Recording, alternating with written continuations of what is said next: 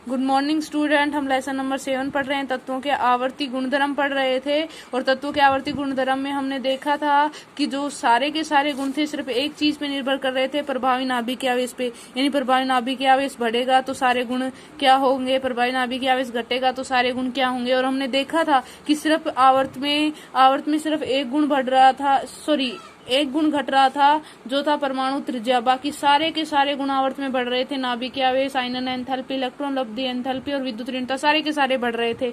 और वर्ग में सिर्फ एक गुण बढ़ रहा था जो कि परमाणु त्रिज्या था, बाकी सारे घट रहे थे। यानी नाभिक आवेश, आयनन एंथैल्पी, इलेक्ट्रॉन लब्धि एंथैल्पी और विद्युत ऋणता। कारण क्या था सबका? प्रभावी नाभिक आवेश या परमाणु आकार, यही एक कारण था। यानी कुछ भी पूछे कि जैसे एक क्वेश्चन हमने पूछ लिया कि आयनन एंथैल्पी का मान वर्ग और आवर्त में किस प्रकार घटता बढ़ता है, समझाइए। या एक आवर्त सारणी में आयनन एंथैल्पी का मान पर क्या प्रभाव पड़ता है, या आयनन एंथैल्पी का मान किस तरह प्रभावित होता है वो बताइए। तो इन सब का एक ही आंसर है। हम जानते हैं आयनन एंथैल्पी का मान क्या होता है, आवर्त में बढ़ता है। सिर्फ एक चीज घटती है, परमाणु त्रिज्या, बाकी सब बढ़ता है। तो आयनन एंथैल्पी का मान आवर्त में क्या होता है, बढ़ता है। और वर्ग में ऊपर से नीचे जाते हैं तो क्या होता है, उल्टा होता है, घटेगा। कारण क्या होता है, प्रभावी नाभिक आवेश। यानी इन सब का कारण क्या होता है, प्रभावी नाभिक आवेश। तो इस तरह हम आसानी से लिख के 2 नंबर का जो क्वेश्चन है वो आसानी से 2 नंबर प्राप्त कर सकते हैं। तो ये बहुत ही इजी है, बस सिर्फ ध्यान रखना है। लैंग्वेज सबकी सेम है इसलिए थोड़ा सा कंफ्यूजन करती है, इसलिए मैंने शॉर्ट में आपको लास्ट में जो वीडियो है उसके लास्ट में बता भी दिया था क्या क्या घटता है क्या क्या बढ़ता है। वो मैंने एक सारणी बना के आपको बता दिया था, उसमें भी लिखे, नोट्स में भी मैंने लिख दिया कि भाई क्या घटता है क्या बढ़ता है। उसको कंफ्यूजन मत होना क्योंकि लैंग्वेज सबकी सेम मिलेगी। आज हम कुछ बचा हुआ पोर्शन और कर लेते हैं। संयोजकता, संयोजन करने की क्षमता, जिससे हम देखते हैं, जैसे हम जानते हैं हाइड्रोजन की संयोजकता क्या होती है, +1 होती है, हीलियम की 0 होती है, लिथियम की +1 होती है। तो ये जो सारी संयोजकता, सोडियम की +1 होती है। तो ये संयोजकता क्या होती है, संयोजन करने की क्षमता, यानी किसी अन्य तत्व से जुड़ने की क्षमता क्या कहलाती है, संयोजकता। नॉर्मली हम क्या कहते हैं, हाइड्रोजन परमाणु की संख्या, यानी जुड़ने वाले हाइड्रोजन परमाणु की संख्या या ऑक्सीजन परमाणु की संख्या का आधा क्या कहलाता है, संयोग। यानी आधा का संयोग क्या कहलाएगा, तत्व में अगर कोई हाइड्रोजन परमाणु की संख्या जुड़ रही है या फिर ऑक्सीजन परमाणु, क्योंकि ऑक्सीजन की संयोजकता 2 होती है तो आधी जुड़ेगी। तो या तो हम हाइड्रोजन से या ऑक्सीजन से डिफाइन करते हैं कि या तो हाइड्रोजन परमाणु की संख्या जितनी संयोग कर रही है वो संयोजकता कहलाएगी, या किसी भी तत्व में ऑक्सीजन परमाणु की संख्या जितनी जुड़ रही है उसका आधा क्या कहलाएगी, उसकी संयोजकता कहलाएगी। यानी ऑक्सीजन अगर किसी में 2 जुड़ रहे हैं तो उसकी संयोजकता 1 होगी। तो इस हिसाब से हाइड्रोजन 1 जुड़ रहा है तो उसकी संयोजकता 1 होगी, हाइड्रोजन 2 जुड़ रहे हैं उसकी संयोजकता कितनी होगी, 2 होगी। तो ये होती है संयोजकता, यानी संयोजन करने की क्षमता। संयोजकता किसमें देखते हैं, बाह्यतम कोश के इलेक्ट्रॉन के आधार पर, यानी जो भी गुण होते हैं वह बाह्यतम कोश के में उपस्थित इलेक्ट्रॉन के आधार पर देखे जाते हैं। तो संयोजकता भी बाह्यतम कोश के इलेक्ट्रॉन के आधार पर ही देखी जाती है कि बाह्यतम कोश में कितने इलेक्ट्रॉन उपस्थित है, उस आधार पर हम संयोजकता देखते हैं। जैसे हमें सोडियम की निकालनी, हम सोडियम की कैसे निकालेंगे, चलो देखते हैं। हम सोडियम की निकालना चाहते हैं। देखो अब मान लो यहाँ पे हम सोडियम की निकालेंगे, तो सोडियम मान लो, सोडियम क्या होता है 11। अब इसका जो इलेक्ट्रॉनिक विन्यास लिखते हैं 2 8 1, क्योंकि ये जो इलेक्ट्रॉनिक विन्यास लिखने का क्रम 2 8 8 18 ऐसे बताया था। तो ये देखो 2 8 1 होता है, तो यहाँ पे 2 पहले में 8, हमें इससे कोई मतलब नहीं, हमें लेना है बाह्यतम कोश में कितने इलेक्ट्रॉन है 1, यानी पूरा भरने के लिए इसे कितने और इलेक्ट्रॉन चाहिए, 7 और चाहिए। या तो ये 7 किसी और से ले ले, या फिर एक क्या कर देता, त्याग कर दे तो 2 कक्षकों का पूरा विन्यास प्राप्त कर लेगा। तो हम क्या, ये क्या करता है, 1 इलेक्ट्रॉन त्याग देता वो दानी, यानी धनात्मक, यानी +1 चार्ज हो जाएगा। तो इस प्रकार हम संयोजकता ज्ञात की, किससे ज्ञात की, बाह्यतम कोश के इलेक्ट्रॉन। तो बाह्यतम कोश के इलेक्ट्रॉन के आधार पर भी हम संयोजकता ज्ञात करते हैं। अब इससे सिर्फ एक हाइड्रोजन जुड़ेगा, ऑक्सीजन तो जुड़ेगी नहीं क्योंकि 2 संयोजकता चाहिए। तो इस हिसाब से क्या होता है, संयोजकता ज्ञात की जाती है। यही बाह्यतम कोश के इलेक्ट्रॉन के आधार पे या हाइड्रोजन परमाणु की संख्या कितनी संयोग कर रही है उस आधार पे, ऑक्सीजन की परमाणु की संख्या कितने ऑक्सीजन परमाणु संयोग कर रहे हैं उसके आधा क्या कहलाएगा, संयोजकता कहलाएगी। अब होता क्या है, एक वर्ग में तत्व समान संयोजकता, यानी एक वर्ग के सभी तत्व क्या होते हैं, संयोजकता समान। यानी वर्ग में हम कहाँ चलते हैं, ऊपर से नीचे, और जब ऊपर से नीचे जाते हैं तो क्या होता है, सब सबकी संयोजकता समान होती है। क्यों होती है? क्योंकि कोष बढ़ता है, लेकिन कोष में इलेक्ट्रॉनों की संख्या क्या होती है? समान होती है। अब देखो एस ब्लॉक के फर्स्ट और सेकंड वर्ग में, एस ब्लॉक का जो फर्स्ट वर्ग होता है, स्टार्ट में एस ब्लॉक होता है पहला वाला, ये यहाँ पे आवर्त सारणी में जो ये ब्लॉक होते हैं वो, फिर यहाँ पे डी होता है, यहाँ पे पी होता है, तो यहाँ पे पहला क्या होता है? S block. इसमें जो फर्स्ट वर्ग के तत्व होते हैं और सेकंड वर्ग के तत्व, उनकी संयोजकता क्रमशः 1, 2, यानी पहले वर्ग के तत्व की संख्या, जो पहले वर्ग के तत्व होंगे उनकी संयोजकता 1 होगी, दूसरे वर्ग के तत्व होंगे उनकी संयोजकता क्या होगी? 2। पी ब्लॉक की संयोजकता बाह्यतम कोष में उपस्थित इलेक्ट्रॉन या उसमें से 8 घटाने से प्राप्त होती है। यानी पी ब्लॉक की संयोजकता हमें ज्ञात करनी है तो हम क्या करेंगे?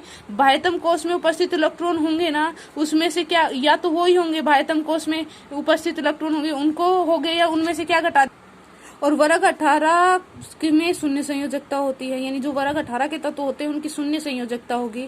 आवर्त में 1 से 4 तक बढ़ती है फिर घटती है। यानी आवर्त में जब चलते हैं, यानी हमेशा बाएं से दाएं चलते हैं तो 1 से 4 तक बढ़ती है फिर घटती है। आप जानते हो आमतौर पे जो संयोजकता होती है वो 1 से 4 के समथिंग ही होती है एस और पी ब्लॉक के तत्वों की, तो लगभग 1 से 4 होती है और 1 से 4 होने के बाद फिर से घट जाती है, तो ये बताया गया है। अब ये देखो ऑक्सीकरण अवस्था, देखो संयोजकता भी वही है, ऑक्सीकरण अवस्था भी यही है। पहले संयोजकता से मतलब संयोजन करने की क्षमता ज्ञात करते हैं थे और अब ऑक्सीकरण अवस्था ज्यादा शुद्ध रूप हो गया है। वैसे भी संयोजकता का ही एक रूप है, किसी तत्व का एक परमाणु दूसरे तत्व से जितने इलेक्ट्रॉन ग्रहण करता है वो क्या कहलाता है? ऑक्सीकरण अवस्था। देखो वही बात है, अगर कोई तत्व है मतलब संयोग करता है दूसरे परमाणु से और जितने इलेक्ट्रॉन लेके वो उसके साथ जुड़ेगा वही क्या कहलाएगा? संयोजकता कहलाएगी। यानी कोई एक परमाणु, 2 परमाणु होते हैं, संयोजकता क्या होती है? जैसे मान लो हाइड्रोजन है और यहाँ क्लोरीन है, क्लोरीन के पास क्या है? 1 इलेक्ट्रॉन की कमी है और हाइड्रोजन के पास 1 इलेक्ट्रॉन की अधिकता है, तो अब ये क्या करेगा? ये एक दूसरे को, इसको 1 इलेक्ट्रॉन चाहिए, इसको 1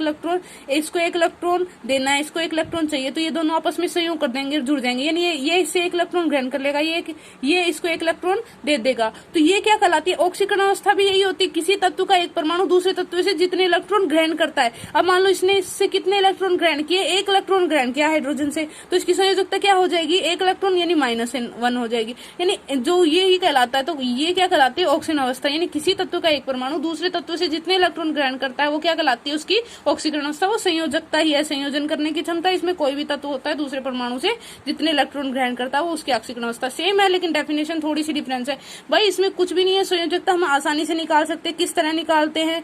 बाह्यतम कोष के इलेक्ट्रॉनों के आधार पर पहले भी सिखाया हुआ है, ठीक है, तो वही है। इसमें थोड़ा सा ध्यान रख लेना, बस ऐसे पूछा जा सकता है कि शून्य संयोजकता किसकी होती है, तो वर्ग 18 की शून्य संयोजकता होती है, या फिर संयोजकता किसे कहते हैं, ऑक्सीकरण अवस्था किसे कहते हैं। ये 2-4 क्वेश्चन हैं जो आ सकते हैं, तो इसलिए थोड़ा सा ये बताना था। अब देखो परमाणु आकार क्या होता है? परमाणु त्रिज्या पड़ी थी ना, वो का वो परमाणु आकार होता है। तो नाभिक से बाह्यतम कोष के बीच की दूरी क्या कहलाएगी? वही बात है, परमाणु त्रिज्या भी क्या थी? नाभिक से बाह्यतम कोष के बीच की दूरी। परमाणु आकार और परमाणु त्रिज्या लगभग सेम ही मानी जाती है, तो नाभिक से बाह्यतम कोष के बीच की दूरी क्या कहलाएगी? परमाणु आकार। अब देखो परमाणु आकार को 2 चीजों से ज्ञात किया जा सकता है, एक तो सहसंयोजन त्रिज्या, एक वान डेर वाल त्रिज्या। 2 चीजों से ज्ञात कर सकते हैं कि परमाणु आकार किस तरह ज्ञात करें। सहसंयोजन त्रिज्या किसमें पाया जाएगा? सहसंयोजन बंध, यानी जो यौगिक सहसंयोजन बंध बनाएंगे उसमें सहसंयोजन त्रिज्या पाई जाएगी। वान डेर वाल त्रिज्या किसमें? अनाबंधित अणु, यानी जो आपस में ना बंधे हुए हो। अनाबंधित का मतलब होता है जो आपस में ना बंधे हुए हो, यानी दुर्बल बंध होते हैं वैसे भी वान डेर वाल बंध, तो यानी जिसमें वान डेर वाल बंध पाए जाएंगे वो वान डेर वाल त्रिज्या डिफाइन करेगा। और वान डेर वाल त्रिज्या कैसी होती है? अनाबंधित अणुओं, यानी जो आपस में बंधे हुए ना हो, एक दूसरे से कम बल से जुड़े हुए उन्हें कहते हैं। तो ये क्या कहलाएगा? देखो सहसंयोजन त्रिज्या सहसंयोजन बंध में पाई जाएगी 2 नाभिकों के बीच की दूरी का आधा, क्योंकि त्रिज्या ज्ञात कर रहे हैं, त्रिज्या ज्ञात करते हैं तो वो हमेशा क्या होती है? अब जैसे यह पूरा होता है 2 नाभिकों के बीच की दूरी, जैसे ये मान लो ये 2 परमाणु हैं और इनके बीच में कैसा बंध बन रहा है? सहसंयोजन बंध पाया जा रहा है, ये सहसंयोजन बंध पाया जा रहा है, तो ये 2 नाभिक हो गए, तो 2 परमाणु के नाभिक, ये तो पूरा हो गया। इसका आधा क्या कहलाएगा? सहसंयोजन त्रिज्या, क्योंकि भाई ये तो यहीं पे वो हो रहा है ना, तो 2 नाभिकों के बीच की दूरी का क्या होता है? आधा क्या कहलाएगा? सहसंयोजन त्रिज्या। वान डेर वाल त्रिज्या जिसमें वान डेर वाल बंध पाया जाता है। अनाबंधित अणुओं की त्रिज्या क्या कहलाएगी? जिसमें अनाबंधित अणु पाए जाते हैं वो वान डेर वाल त्रिज्या दर्शाते हैं। और इसमें परमाणुओं के बीच, इसमें भी क्या होता है? इन परमाणुओं के बीच की दूरी का आधा क्या कहलाएगा? वान डेर वाल त्रिज्या। अब जैसे ये मान लो ये वान डेर वाल बंद है, क्योंकि आपस में अनाबंधित है, यानी जुड़े हुए नहीं है, थोड़ा सा लग रहा है कि दुर्बल बंध पाए जाते, तो इनका ये जो पूरा होगा, ये पूरा पोर्शन होगा, तो इसका जो आधा कहलाएगा वो क्या कहलाएगा, वान डर वाल त्रिज्या। यानी ये मान लो यहाँ तक क्या कहलाएगा, ये वान डर वाल त्रिज्या कहलाएगी, ये आधा वान डर वाल त्रिज्या। अब हमेशा ये बात ध्यान रख लेना, वान डर वाल त्रिज्या का मान हमेशा किससे ज्यादा होता है, सहसंयोजन त्रिज्या से। हमेशा वान डर वाल त्रिज्या बड़ी होती है सहसंयोजन त्रिज्या से। ठीक है, अब देखो धात्विक त्रिज्या क्या होती है। धात्विक त्रिज्या होती है धातुओं में पाई जाती है, और धात्विक क्या होती है, धात्विक क्रिस्टल की त्रिज्या क्या कहलाएगी, धात्विक त्रिज्या कहलाएगी। और धात्विक क्या होते हैं, जो धनायन होते हैं, और धनायन क्या होते हैं, आवर्त में कम होते हैं, वर्ग में बढ़ता है। धात्विक गुण आवर्त में कैसे कम होता है भाई, धनायन क्या होते हैं, जो इलेक्ट्रॉन त्यागते हैं, और इलेक्ट्रॉन त्यागने का इलेक्ट्रॉन त्यागने का गुण आवर्त में क्या होता है, जैसे जैसे हम आवर्त में जाते हैं इलेक्ट्रॉन त्यागने का गुण क्या हो जाता है, कम हो जाता है। क्यों, क्योंकि नाभिक के आवेश बढ़ जाता है। नाभिक के आवेश बढ़ जाता है तो नाभिक के पास इलेक्ट्रॉन पहुंच जाता है, और नाभिक के पास जब इलेक्ट्रॉन पहुंच जाएगा, क्या ये इसको आसानी से निकलने देगा, नहीं, अपने शिकंजे से नाभिक इलेक्ट्रॉन को नहीं निकलने देगा। तो आवर्त में धात्विक गुण क्या हो जाता है, कम, और वर्ग में तो परमाणु आकार क्या हो जाता है, बढ़ जाता है, जिसके कारण धात्विक गुण भी क्या हो जाता है, परमाणु आकार बढ़ जाता है, तो धात्विक गुण भी क्या होता है, बढ़ता है। अब अधात्विक गुण ऋणायनों में पाया जाता है। अब ऋणायनों में क्या होता है, देखो अधात्विक गुण ऋणायन कब बनते हैं, आवर्त में सबसे अधिक विद्युत ऋणी तत्व फ्लोरीन होता है, तो वो वर्ग लास्ट के वर्ग में पी ब्लॉक में पाया जाता है, लास्ट में। तो वो क्या होता है, अधात्विक गुण ऋणायन में पाया जाता है। और ऋणायन क्या होता है, जो इलेक्ट्रॉन क्या होगा, ग्रहण करेगा। अब इलेक्ट्रॉन ग्रहण करेगा, देखो नाभिक के पास इलेक्ट्रॉन है, इसके पास एक इलेक्ट्रॉन और आ जाए चाहिए, इसको कोई फर्क पड़ेगा नहीं, ये तो और चाहता है कि मेरे पास बहुत सारे इलेक्ट्रॉन हो, कि ये खुद वो चाहता है। तो जब परमाणु आकार छोटा होगा, प्रभावी नाभिक आवेश बढ़ेगा, जिसके कारण आवर्त में क्या होता है, अधात्विक गुण बढ़ता है, और वर्ग में ऊपर से नीचे जाते हैं, क्योंकि परमाणु आकार बढ़ जाता है, तो वर्ग में जो अधात्विक गुण है वो कम हो जाता है। यानी सबका एक ही कारण है, प्रभावी नाभिक के आवेश पे वो करना है, प्रभावी नाभिक के आवेश पे ध्यान देना है, कौन सा कब बढ़ता है कब घटता है, ये ध्यान रख लेना। सच में 2 नंबर का आसानी से पोर्शन हो जाएगा। और आपका ये लेसन नंबर 7 जो है ना, वो खत्म हो चुका है। और लेसन नंबर 7 में 3 पोर्शन थे।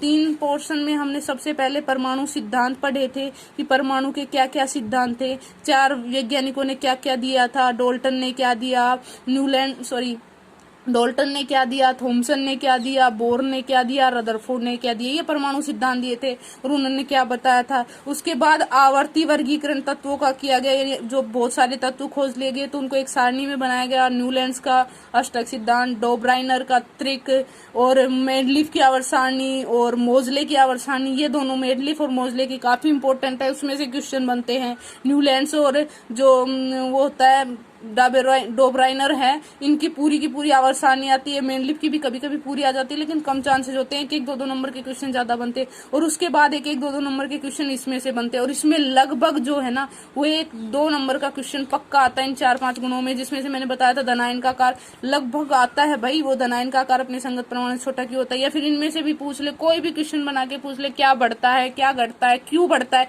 तो सबका एक ही कारण लिखना है, प्रभावी नाभिकीय आवेश के कारण ऐसा होता है। तो ये जो लेसन था, जो आपका लेसन नंबर 7 था, वो कंप्लीट हो चुका है। मैं ये सोचती हूँ आपको समझ में आया होगा, ऑनलाइन था। ठीक है, आज के लिए इतना ही, थैंक यू।